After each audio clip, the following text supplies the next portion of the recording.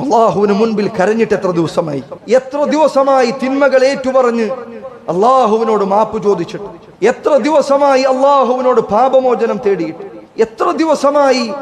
അള്ളാഹുവിനോടാണ് ഞാൻ സംസാരിക്കുന്നത് എന്ന ബോധ്യത്തിൽ ഒരു തവണ നിസ്കരിച്ചിട്ട്, എത്ര ദിവസമായി അള്ളാഹുവിന്റെ കലാമാണല്ലോ ഞാൻ ഈ പാരായണം ചെയ്യുന്നത് എന്ന ബോധ്യത്തിൽ ഖുർആൻ പാരായണം ചെയ്തിട്ട് എത്ര ദിവസമായി അള്ളാഹു സുബ്ഹാനഹു വ തആലയുടെ ദീൻ അവൻ എനിക്ക് അവതരിപ്പിച്ചു നൽകിയത് ഞാൻ പഠിക്കണമല്ലോ എന്ന ചിന്ത നമ്മുടെ ഹൃദയത്തെ മതിച്ചിട്ട് എത്ര ദിവസമായി പ്രയാസങ്ങൾ വരുമ്പോൾ എന്റെ റബ്ബ് എനിക്കുണ്ട് എന്ന സമാധാനം ഹൃദയത്തെ മൂടിയിട്ട്, എത്ര ദിവസമായി സഹോദരങ്ങളെ ഞാൻ അള്ളാഹുവിലേക്ക് മടങ്ങേണ്ടവനാണല്ലോ, അവന്റെ മുൻപിൽ പോയി നിൽക്കേണ്ടവനാണല്ലോ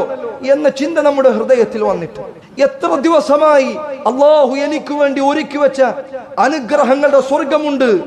ആ സ്വർഗത്തിനു വേണ്ടി പണിയെടുക്കണമല്ലോ എന്ന് ആലോചിച്ചു.